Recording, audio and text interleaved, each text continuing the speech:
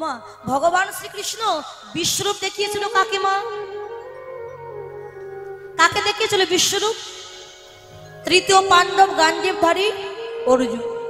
শুধু অর্জুনকে নয়, আর একজনকে বিশ্বরূপ দেখিয়েছিলেন, কিন্তু সে দেখেও চিনতে পারেনি। কে? অহংকারী দুর্যোধন। কবে দেখিয়েছিলেন না? ভগবান শ্রীকৃষ্ণ পঞ্চ পাণ্ডবের পক্ষ থেকে হস্তিনাপুরে দুর্যোধনের কাছে গিয়ে বলেছিলেন, দুর্যোধন, পঞ্চ পাণ্ডবকে রাজত্ব দিতে হবে না, শুধু 5খানা গ্রাম দিয়ে দাও ওদের 5 ভাইকে, তাহলে এই রক্তক্ষয়ী যুদ্ধ আর হবে না।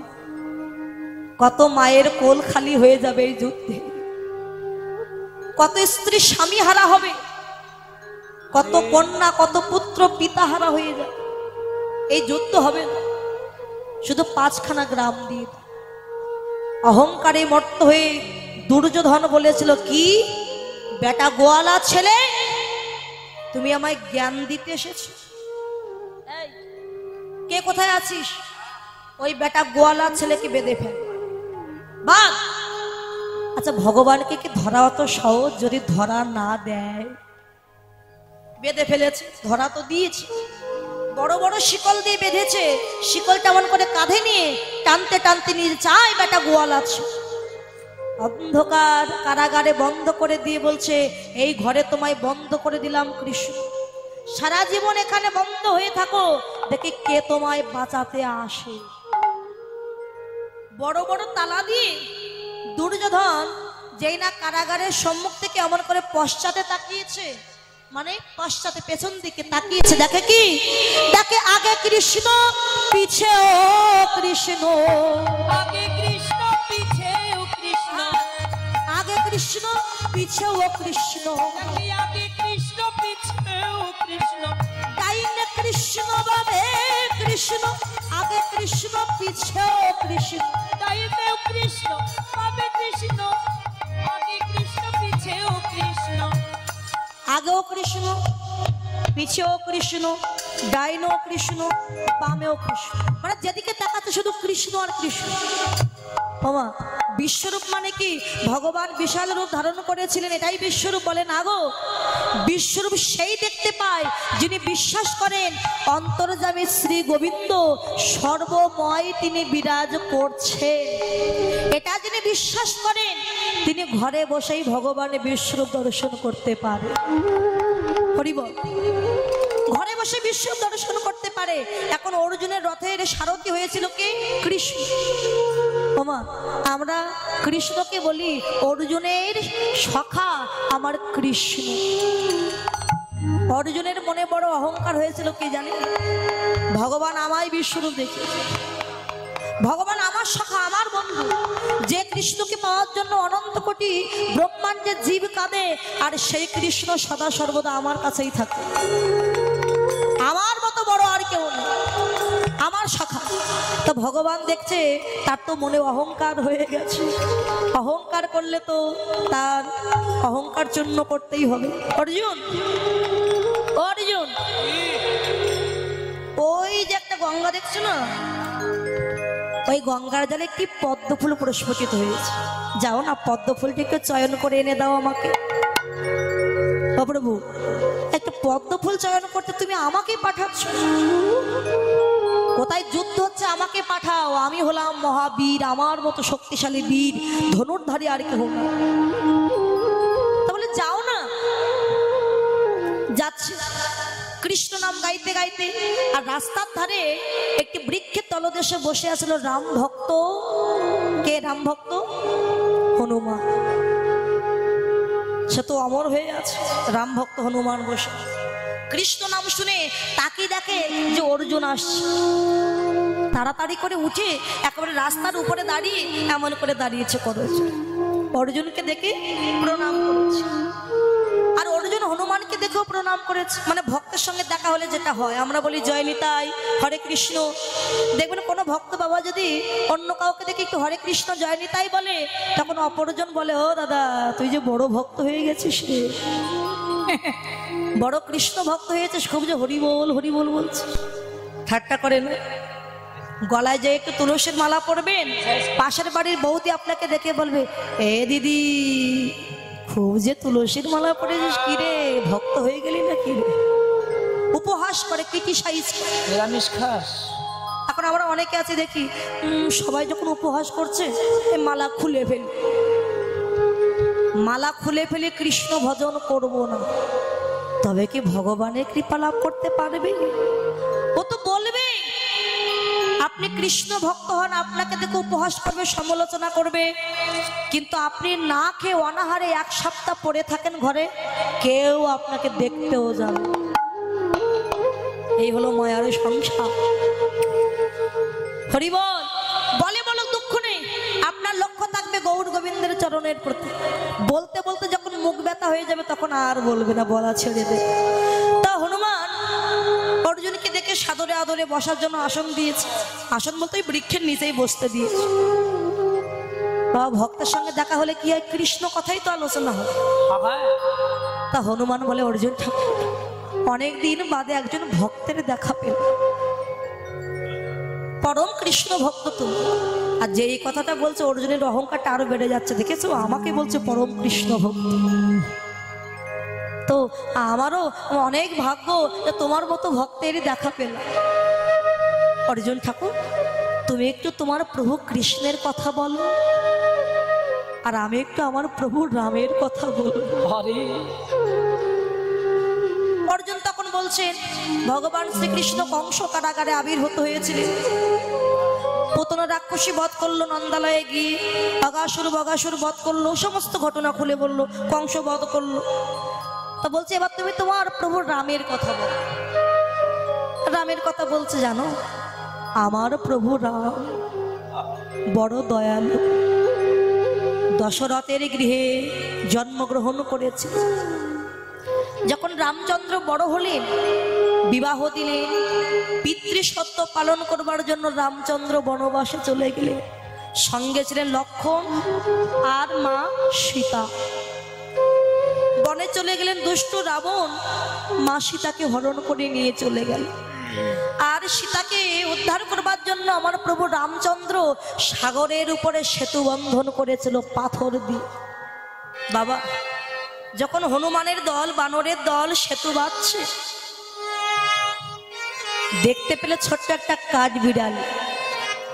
কাঠবিড়ালি দেখছে সবাই প্রভু রামের সেবায় লেগে গেছে, আমি কি প্রভু রামের সেবায় লাগতে পারবো না? আমি তো বড় বড় পাথর তুলতে পারবো না। তা সে কি করছে, ওই পাথরগুলো যখন জলে ভাসিয়ে দেওয়া হচ্ছে, মাঝখানে তো ফাঁকা থাকে বাবা। কাঠবিড়ালি সাগরে স্নান করে তীরে এসে বালি মেখে ওই পাথরের ফাঁকায় গিয়ে গা ঝাড়া দিচ্ছে, মানে বালি দিয়ে অন্তত ওটা সমান করে দেবে। তা প্রভু রামচন্দ্র অনেকক্ষণ ধরে লক্ষ্য করলো, কাঠবিড়ালিটাকে নিয়ে হাতে তুলে বলছে, কি রে অমন করে সাগরে স্নান করে তীরে থেকে বালি মেখে ওই পাথরের ফাঁকায় গিয়ে ফেলছিস কেন? তখন কাঠবিড়ালি কেঁদে বলেছিল, দয়াময় সবাই তো তোমার সেবায় লাগতে পেরেছি, আমি তো তোমার সেবায় লাগতে পারবো না, এই বড় বড় পাথর তোলার ক্ষমতা আমার না। তাই আমি তোমার সেবা করবার জন্য তীর থেকে বালি মেখে ওই পাথরটায় ভরাট করে দিচ্ছি, যাতে সমান হয়ে যায়, আমিও তোমার সেবায় লাগতে পারি। রামচন্দ্র বললেন, আমার স্ত্রী হরণ হয়ে গেল, আমি বসে আছি, আর তোরা ছোট্ট প্রাণী হয়েও আমার সেবায় লেগে গেলি, এত কষ্ট করছিস তো। রামচন্দ্র কাঠবিড়ালির পিঠে হাত বুলিয়ে দিয়েছিল। ওই যে হাত বুলিয়ে দিয়ে আশীর্বাদ করলো, যা আজ থেকে সদা সর্বদা তোর পিঠের উপরে আমার হাতের আঁচড়, আঙুলের আঁচড় থাকবে। সেই থেকে কাঠবিড়ালির পিঠে দেখবেন ওই হাতের আঁচড়ের মতো দাগ বাবা।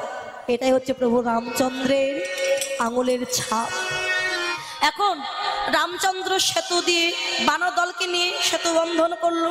যখন বাবা এই কথা বললো, অর্জুন বলতে, আচ্ছা হনুমান, তোমার রাম যদি ভগবান হবে, সে কেন পাথর দিয়ে সেতু বানাতে গেল? সেতু বানাতে তো অনেক দিন সময় নষ্ট হলো, কেন বানাতে গেল? রাম কি পারতো না বান নিক্ষেপ করে বানের সেতু তৈরি করতে? জানো, তোমার রামের জায়গায় যদি আমি থাকতাম, আমি মহা ধনুর্ধারী, আমি 5 মিনিটের মধ্যে একটা বানের সেতু তৈরি করে ফেলব। কেমন ভক্তরা, কেমন ভগবান রাম যে বান দিয়ে সেতু বানাতে পারলো না, কেমন ক্ষমতা। বাবা, যে যার ভক্ত তাকে যদি কেউ অপমান করে মনে তো ব্যথা লাগবে। হনুমান বলছে, অর্জুন ঠাকুর তুমি কিন্তু আমার প্রভু রামকে অপমান করছো। হ্যাঁ করছি, 100 বার করব। রাম কেমন ভগবান, সে কেন বান দিয়ে সেতু বানাতে পারলো না জানো? আমি এক্ষুনি 5 মিনিটের মধ্যে এই গঙ্গার উপর দিয়ে একটা বানের সেতু তৈরি করতে পারি। হনুমান বলছে, তোমার কেমন ক্ষমতা করে দেখাও। বাবা, একটা তীর হাতে নিয়ে কৃষ্ণ নাম স্মরণ করে যেই না বানটা নিক্ষেপ করলো, ওই নদীর উপর একটা মজবুত সেতু নির্মাণ হয়ে গেল, বানের সেতু। হনুমান বলছে, জানো তোমার এই মজবুত সেতু আমার একটা চরণের ভার তাই কখনো বইতে পারে না। কি চ্যালেঞ্জ করছো তুমি আমার সঙ্গে? শোনো হনুমান, তুমি যদি আমার এই সেতুটাকে ভাঙতে পারো, আমি প্রতিজ্ঞা করলাম আমি অগ্নিতে প্রবেশ করব, মানে আগুনে প্রবেশ করব। ঠিক আছে করো। সঙ্গে সঙ্গে হনুমান বিশাল রূপ ধারণ করে প্রত্যেকটা লোমকূপে এক একটা করে পাহাড় পর্বত বেঁধে ফেলেছে। বেঁধে জয় শ্রীরাম বলে যেই না চরণটা সেতুর উপরে দিল, বাবা একেবারে সেতুটা অতল বিতল সুতল মহাতল তলাতল রসাতল পাতাল, একেবারে পাতালে চলে গেছে। কি ব্যাপার অর্জুন, তোমার সেতু তো আর রইল না। অর্জুন দেখছে আমার সেতু ভেঙে গেছে, তাহলে আমি চ্যালেঞ্জে হেরে গেছি, আমি আর বাঁচবো না। বাবা, সে একটা বান দিয়ে অগ্নি সৃষ্টি করে যেই না অগ্নিতে প্রবেশ করতে যাবে, যাওয়ার আগে দুটি করজোরে বলে, হে কৃষ্ণ দয়াময়, মৃত্যু হয়ে যাবে একটু পরে, আমার তাতে দুঃখ না, মৃত্যুর আগে যদি তোমার বদনটা একবার দেখতে পেতাম। বাবা, যে কৃষ্ণ নাম স্মরণ করে কৃষ্ণকে তাকে কৃপা করবে না অবশ্যই। ভগবান তখন একটা ব্রাহ্মণ রূপ ধারণ করে ওই অর্জুনের কাছে এসে অর্জুনের করখানা জড়িয়ে ধরেছে। অর্জুন কোথায় যাচ্ছ তুমি? আরে বলো না ব্রাহ্মণ ঠাকুর, আমি ওই হনুমানের কাছে চ্যালেঞ্জে হেরে গেছি। চ্যালেঞ্জ করেছো? কি চ্যালেঞ্জ করেছো? আমি বলেছি রাম যদি ভগবান হবে কেন সে বানের সেতু নির্মাণ করলো না, পাথর দিয়ে সেতু বানাতে গেল, আর আমি 5 মিনিটের মধ্যে বানের সেতু বানাবো, আমি বানিয়েছি। আর হনুমান বলেছিল আমার একটা চরণের ভার কখনো ওই সেতু বইতে পারবে না। বাবা, ব্রাহ্মণ রূপী ভগবান কৃষ্ণ বুঝেও না বোঝার ভান করছে। অর্জুন, আমি তো তোমার কথা কিছু বুঝতে পারছি। সে কি বুঝতে পারছো না? বলে না, তবে এক কাজ করো, যেটা তোমরা আগে করেছো আবারও সেটা করে দেখো, চলো এই গঙ্গার ঘাট। অর্জুন বলছে, আমি বলেছিলাম বানের সেতু বানাবো, হ্যাঁ বানাও। আবার একটা তীর নিক্ষেপ করে বানের সেতু নির্মাণ করলো, মজবুত সেতু। হনুমান, তুমি কি বলেছিলে? বলে, আমি বলেছিলাম আমার চরণের ভার ওই সেতু কখনো বইতে পারবে, করে দেখাও। আবার বিশাল রূপ ধরে এক একটা লোমকূপে পাহাড় পর্বত বেঁধে জয় শ্রীরাম বলে যেই না চরণটা দিল, বাবা ভাঙা তো দূরের কথা, সেতুটা একটু নড়লো না। সেতু একটু আগে সেতুটা ভেঙে গেল, এখন আর ভাঙছে না কেন? বাবা, 1 পা 2 পা করে একেবারে এ প্রান্ত থেকে ও প্রান্তে চলে গেছে, ও প্রান্ত থেকে এ প্রান্তে এসেছে, কিন্তু সেতুটা ভাঙলো না। হনুমান তখন হেরে গেছে, মাথাটা নিচু করে ওই জলের দিকে তাকিয়ে দেখছে, মানে হেরে গেছে বলে মাথা নিচু করেছে। হঠাৎ দেখছে ওই গঙ্গার জল রক্তে লাল হয়ে গেছে। আরে কি ব্যাপার, গঙ্গার জল রক্তে লাল হয়ে গেল কেন? হনুমান ছোট্ট রূপ ধারণ করে আবার যেই না ওই গঙ্গার জলে ঝাঁপ দিয়েছে, দেখে কি জানো, ভগবান আমার ওই বানের সেতুটা কাঁধে নিয়ে দাঁড়ায় আছে,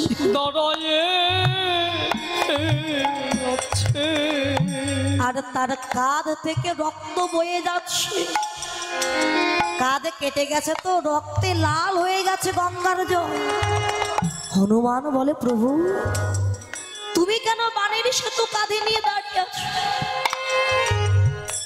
ভগবান বলে হনুমান, বানের সেতু কাঁধে নিয়ে যদি না দাঁড়িয়ে থাকি, আবার ভক্ত যে প্রাণ ত্যাগ করবে অর্জুন অগ্নিতে প্রবেশ করবে।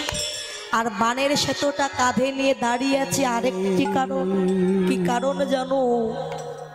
এ জগতে ভক্ত কাঁদে আমার চরণ পাওয়ার জন্য, আর আমি কাঁদি আমার ভক্তির চরণ পাওয়ার জন্য। কিন্তু কোন ভক্ত তো তার চরণে আমায় দেয় না।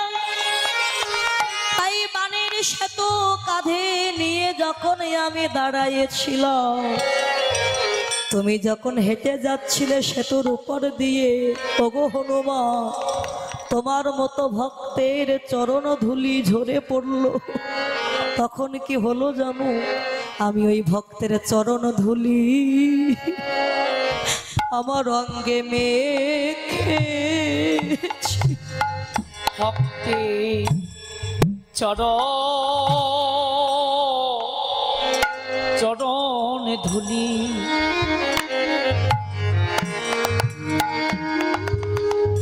আমার অঙ্গে মেখেছি। ভক্তের চরণ ধুলে আমার অঙ্গে মেখেছি। আজ আমার জন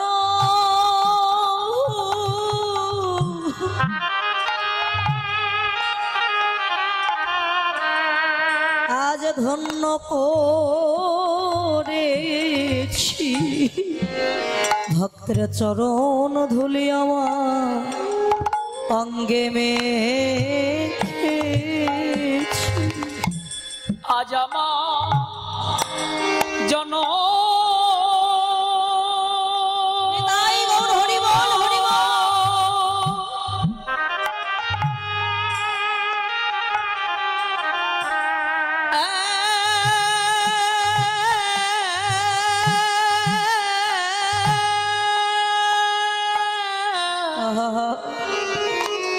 আমি ধন্য। আজ আমার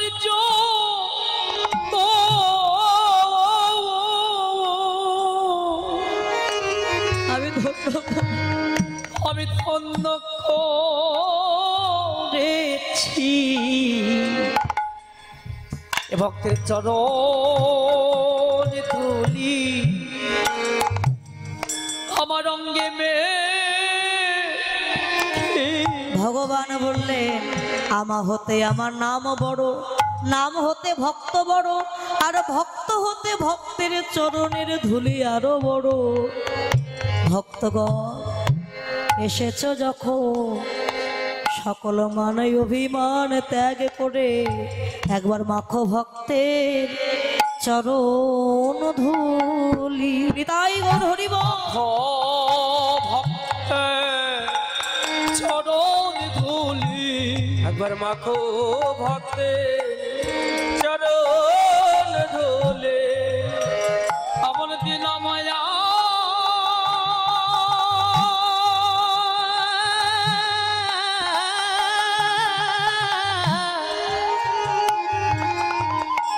আমার এমন দিন ওই কি না একবার মাখো ভক্ত চরণ ধুলি মাখো আমার এমন দিন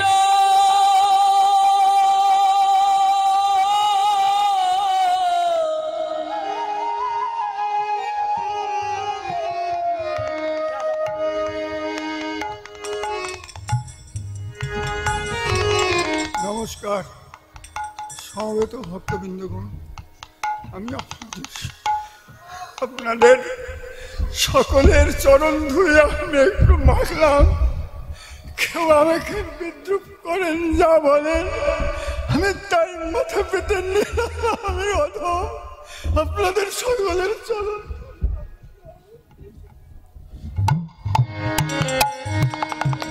এমন দিন আমার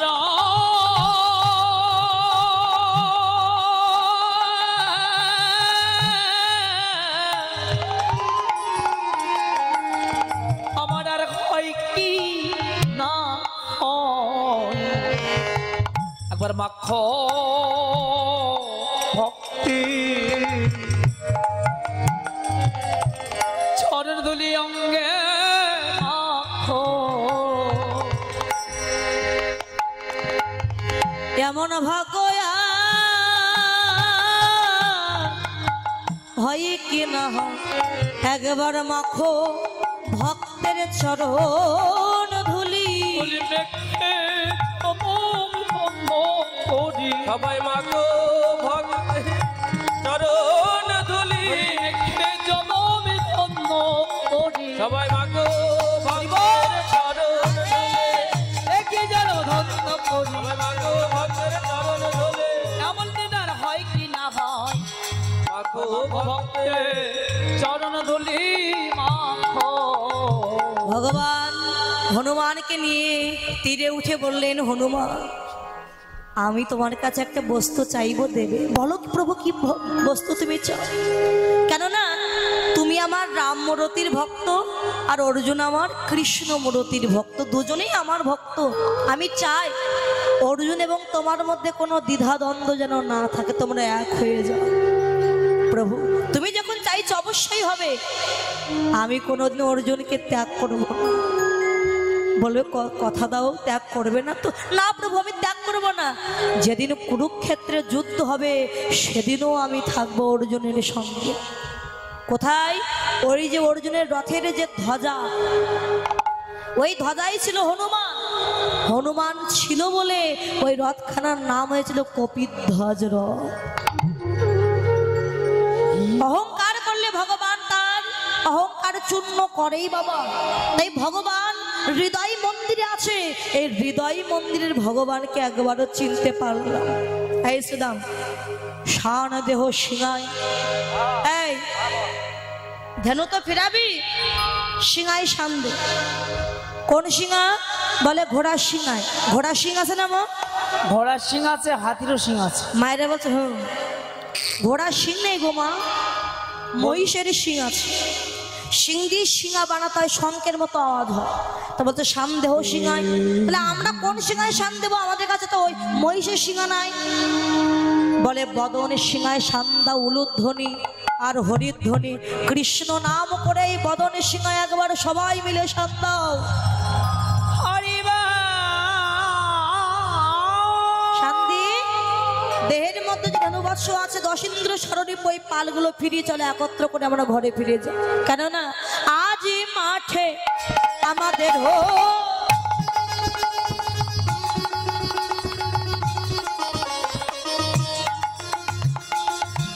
বিলম্ব দেখিয়া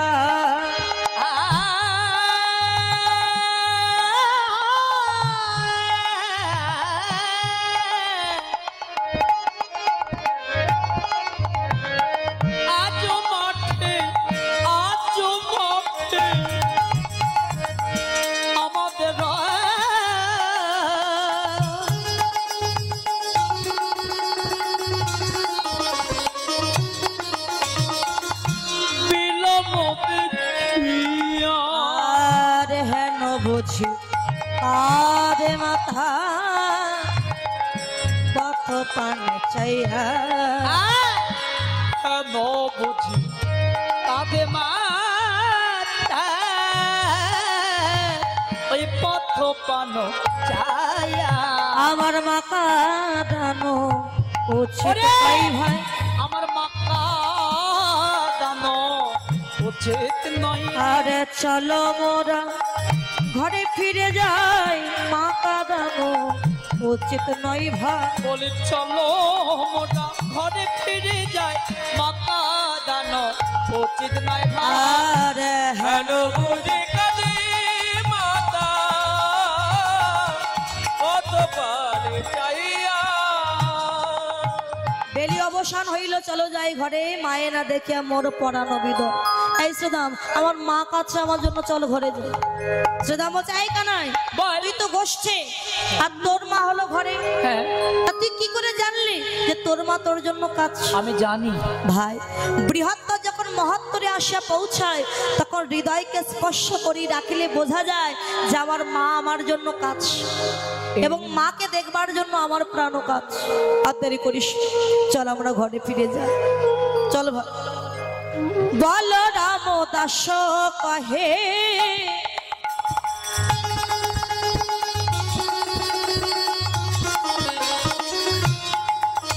শুনে কানায়ের বল,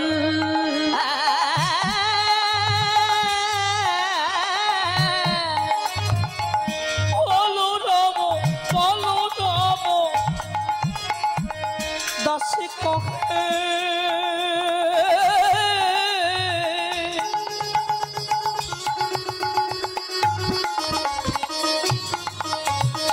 শুনি কানায়ের আর সকল রাখালো মাঝে পড়ে উত্তর ওরে সকলরা ভালো মাঝে পরে এদের আনন্দ ধরে না রে আনন্দ হবে না রে তাদের আনন্দ ধরে না রে ওরে নিরানন্দ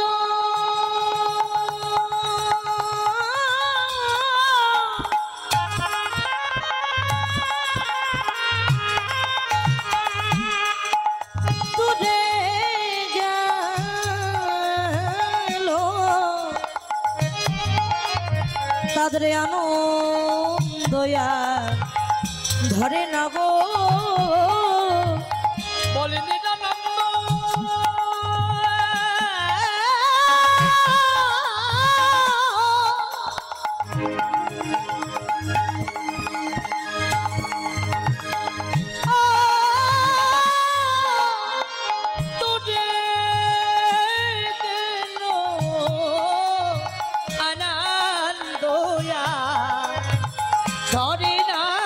আর সকল রাখালো মাঝে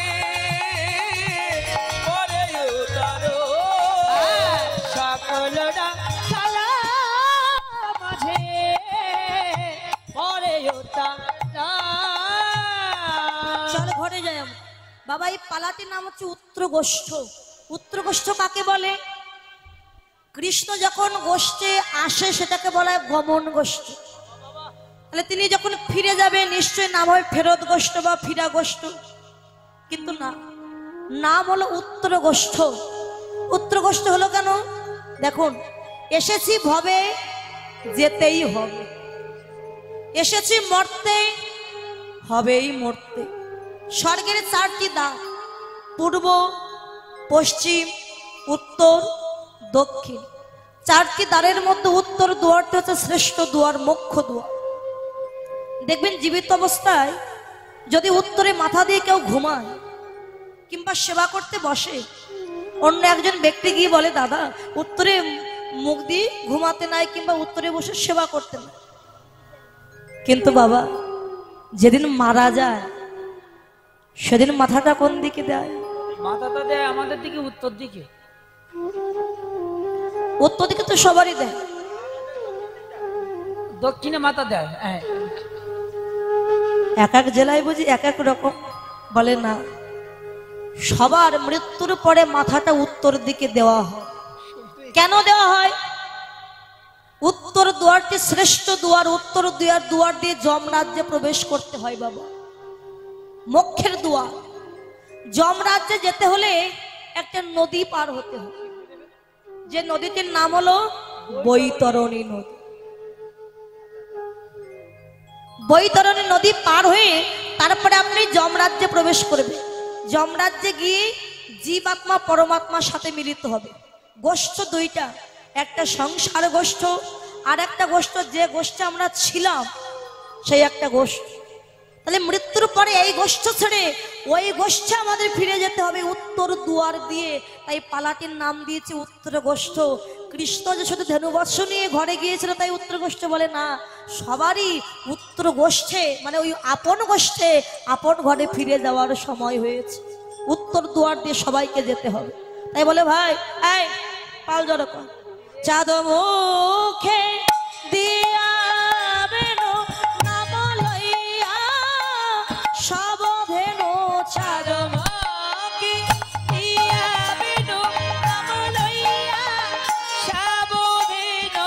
ডাকিতে গিলয় উচ্চয় স্বরে আহা মরি রে ডাকিতে না আহা মরি রে ডাকিতে না আহা মরি রে ডাকিতে না আহা মরি রে ডাকিতে না কিলো উচ্চ আরে ধবলে শ্যামলে শুনিয়া কানুরে বেন ঊর্ধ্বমুখে ধায় ধেনু পুচ্ছ ফেলি পিঠের ওই উপর কই ধবলি কই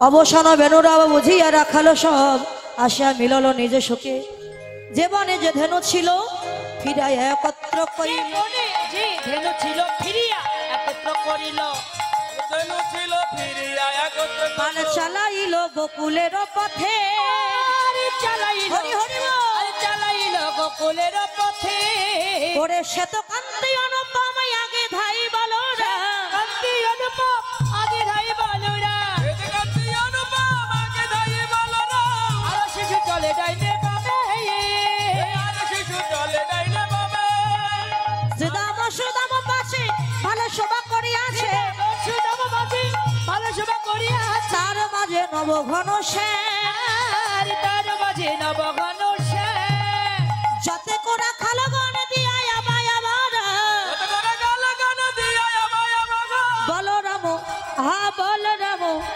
বলরাম দাস চলু সঙ্গে বলরাম দাস চলো সঙ্গে বলরাম দাস চলো সঙ্গে চলিতে চলিতে শ্রীদাম সাথে কদলি কানন হেরায়ে পথে কদলি মানে কদলি মানে কলা কলা গোবিন্দ কলা গাছ দেখতে পেলে হ্যাঁ রে এই শ্রীদাম যা কলা পেড়েনি কলা গাছ শ্রীদাম কলা পাড়তে পারলো না গোবিন্দ শ্রীদামকে কাঁধে নিয়েছে উঁচু করে ধরেছে আর শ্রীদাম কলা পেড়ে নিয়ে এসে সকাগণের মাঝে সমান ভাগে ভাগ করে দিয়েছে এবার কলা সভা করতে করতে গোবিন্দ ঘরে ফিরলেন যাবট গ্রামের নিকটে গিয়ে সকাগণ যার যা ধেনুবৎস বেছে নিয়ে ঘরে যাচ্ছে আর বলে কানাই আগামীকাল যেন আবার তো সঙ্গ পায় রায়ধনী বসেছিলেন অট্টালিকার উপর দেখছে প্রাণ গোবিন্দ ঘরে ফিরে আসে দুটি বাহু প্রসার করে রাজপথে দাঁড়িয়ে রায়ধনী আমার ডাক দিয়েছে ভগবান শ্রীকৃষ্ণ সকাগণকে সঙ্গে নিয়ে খেলা খেলছে কোথায় যমুনা পুলিন খেলা করতে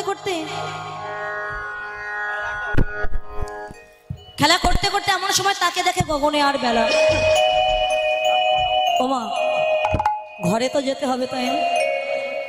তাই প্রাণ গোবিন্দ তাকে দেখেন গগনে আর বেলা নাই ঘরে যেতে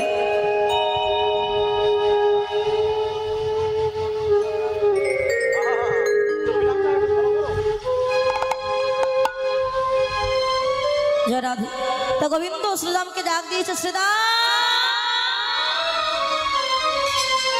এই শ্রীরাম ছে দেখ গগনে আর বেলা নাই। মরম সখারে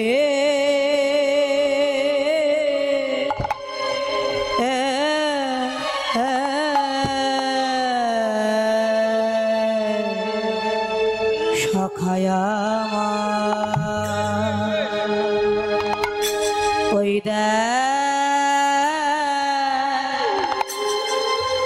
গগনে আর বেলি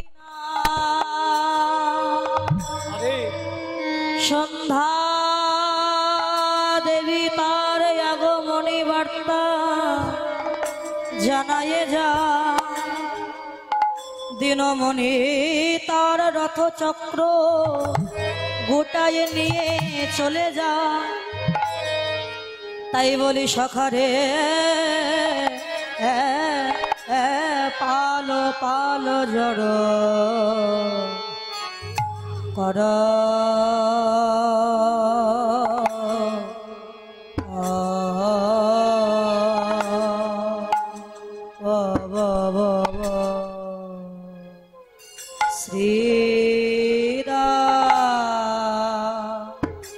আয়া আয়া পালো জড় কর শ্রীদা বাবা আয়া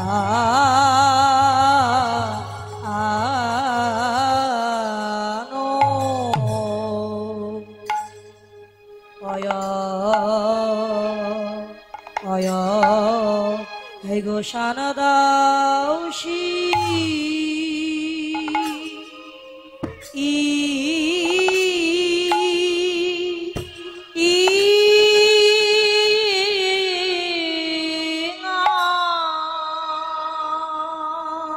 হরে হে গো সানদাও, হে গো সানদাও, সানদাও সিঙাই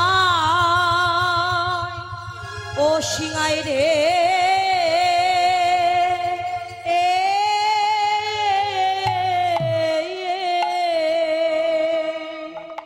মরম সকারে পালো পালো জড়ো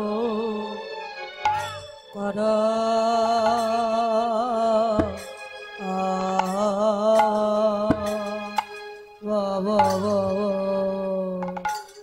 শ্রীদা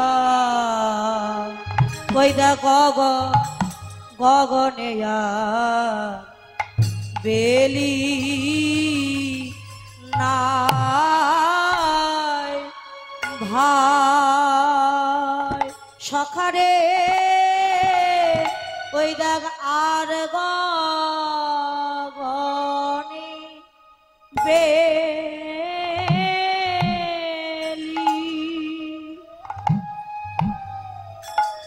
নাই ভাই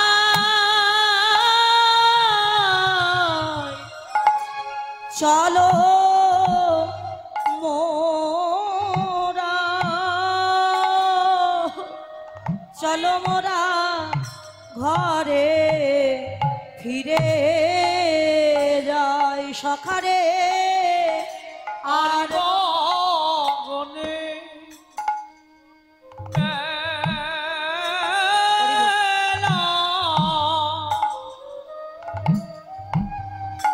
নয়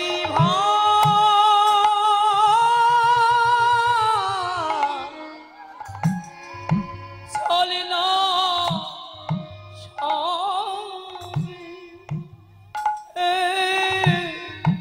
চলে না সবে ঘরে ফিরে যাই সখারে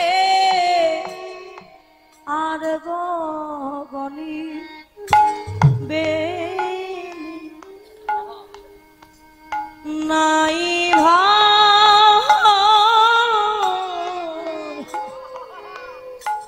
চলো মোর, সবাইকে যেতে হবে তো, চলো মোরা ঘরে ফিরে যাই সখারে আর গগনে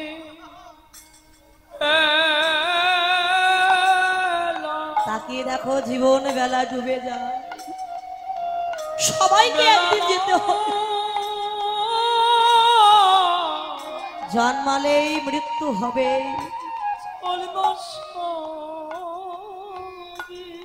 কখন ডাক আসে চলে যেতে হবে। গোবিন্দ ডাকছে শ্রীরাম চলো ঘরে যাও, কোন ঘরে? আপন ঘর। এই জগৎ কি শিক্ষা দিচ্ছে জগৎ, তোমরাও আপন ঘরের সন্ধানে চলো, আর বেলা না, ডুবে গেছে এই বেলা। বেলা নাই ভাই চল না ঘরে, ওরে চল না ঘরে ফিরে যায় ভাই। ওরে আয়ু সূর্য অস্ত চলে যা, চলো মোরা, চলো মোরা ঘরে ফিরে যাও। আয়ুষ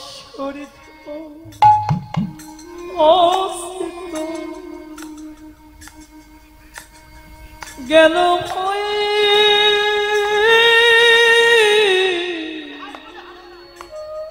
চলে না চলে না সবে ঘরে ফিরে যা। আর গগনে এলো নাই ভাই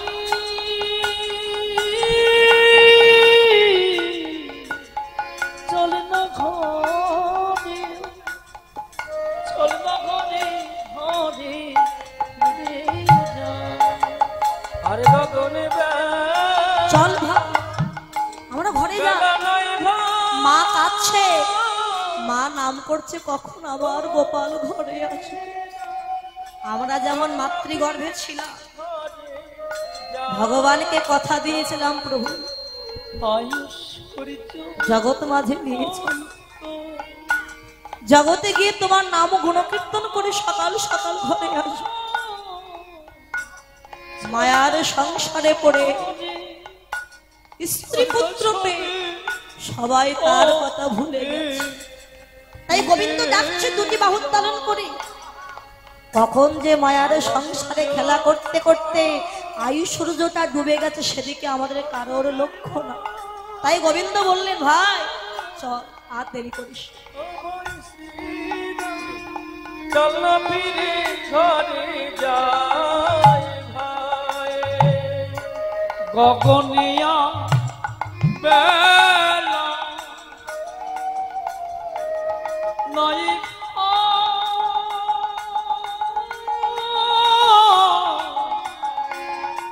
চলে না ঘরে চল না সবে ঘরে যা। আয়ু সূর্য অস্ত অস্ত যাই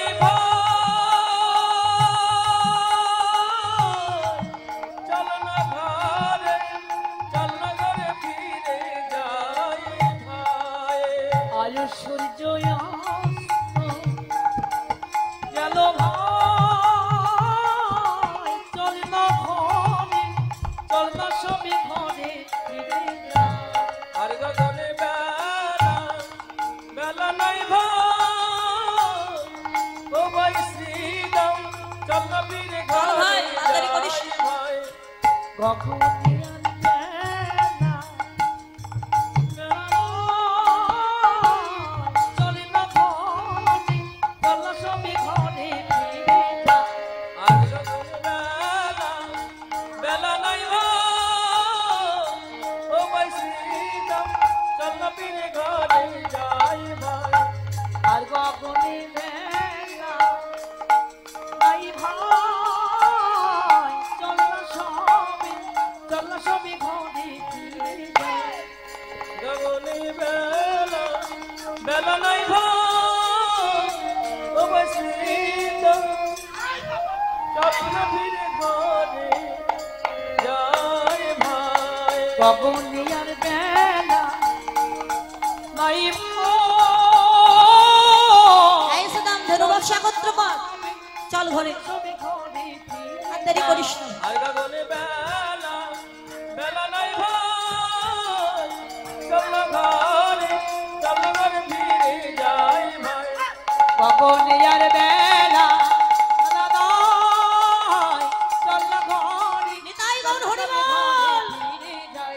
আর গগনে বেলা নাই ভাই। চল না ঘরে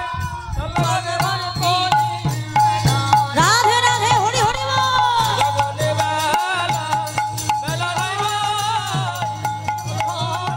চল না সবে ঘরে ফিরে চল। কালো কালো জড় কর শ্রীরাম। হাই ভাই চল ঘরে যাই। পালো জড় কর শ্রীরাম শান দেহ শান দেহ সিংহায়। আর পালো জড় কর রেছে সানো দেহ সানো দেহ সিংহায়। আর পালো জড় করো শ্রীরাম শানো দেহ সিংহা। আর সঘরে বিষম খাই ভাই নাম করে নাম করে মা। সগনে বিষম খাই ভাই নাম করে মা। একবার বাজারে বাজারে, বাজারে বাজারে একবার বাজারে বাজারে, বাজারে বাজারে ও তোর ছাদ মুখে বেনু দিয়ে বাজারে বাজারে, চাঁদ মুখে বেনু দিয়ে বাজারে বাজারে, চাঁদে মুখে বেনু দিয়ে বাজারে বাজারে, ওরে ছাদ মুখে বেনু দিয়ে বাজারে বাজারে, ওই না চাঁদ মুখে বেনু দিয়ে বাজারে বাজারে, চাঁদে মুখে বেনু দিয়ে বাজারে বাজারে, চাঁদ মুখে বেনু ওরে ধবলি শ্যামলি বলে হরি হরি বল, ওরে ধাবলি শ্যামলি বলে, চাঁদ মুখে বেনু দিয়ে ওরে ধাবলি শ্যামলি বলে, চাঁদ মুখে বেনু দিয়ে ধাবলি শ্যামলি বলে, চাঁদ মুখে বেনু দিয়ে বাজারে বাজারে, আর সগনে বিষম খাই ভাই নাম করে মায়ে।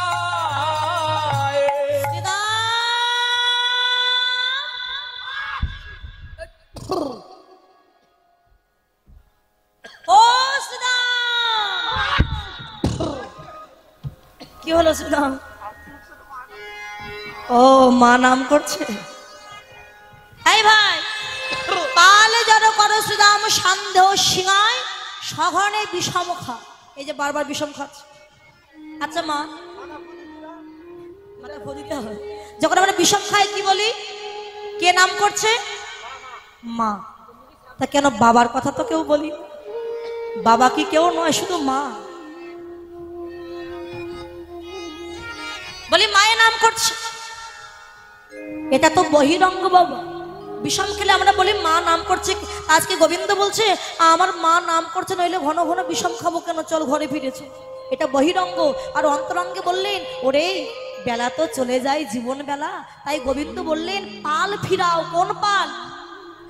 নবলক্ষ ধনুর পাল ফিরাতে বলছে, বলে না দেহের মধ্যে যে পাল আছে 10 ইন্দ্রিয় ষড়রিপু, এই পালগুলো ফিরিয়ে চলো সকাল সকালে কৃষ্ণ ভজন পথে গিয়ে যায়। আমরা ব্রহ্মাণ্ড ভ্রমিতে ভ্রমিতে যদি কোনো ভাগ্যবান জীব গুরু কৃষ্ণ প্রসাদে পায় ভক্তিলতা বীজ, মালি হইয়া সেই বীজ যদি করে রোপণ, শ্রবণ কীর্তন জলে যদি করে সিঞ্চন, উপজিয়া পরে লতা ব্রহ্মাণ্ড ভেদি যায়, বিরজা ভেদ করি পরম ব্রহ্ম পায়। অনন্ত কোটি বিশ্ব ব্রহ্মাণ্ড ভ্রমণ করিতে করিতে কোন সাধুগুরু বৈষ্ণবের চরণে যদি একবার হাত পড়ে যায়, আমরা অনেকে আছেন কি বলি ও কার পায়ে হাত দিয়ে প্রণাম করব? আমাদের গ্রামে 2-1টা বৈষ্ণব আছে একদম ভালো না, মানে ওই একা ভালো আর সব খারাপ। মহাজন বললেন তোমার চোখ ভালো না, তাই তুমি ভালো জিনিস চেনো না।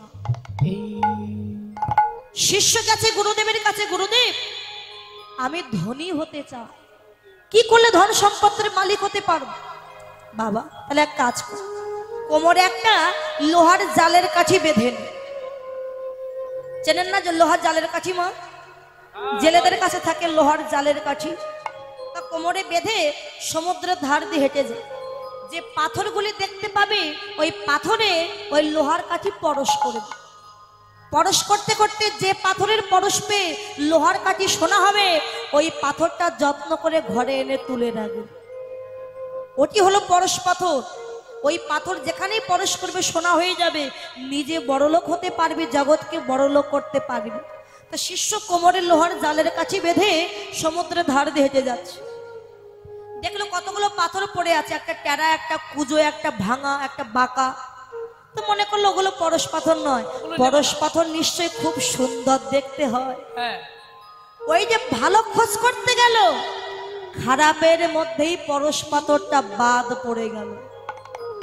মহাজন বললেন বৈষ্ণবের বিচার করো না, যে খারাপ, ও চরিত্র খারাপ, ও দেখতে ভালো না, এই বৈষ্ণবের বিচার তুমি করো না। যাকে পাবে তার পদধূলি অঙ্গে মাখো, মাখতে মাখতে যিনি প্রকৃত বৈষ্ণব তার চরণে যদি একবার হাত পড়ে যায়, মানব জীবন ধন্য হয়ে।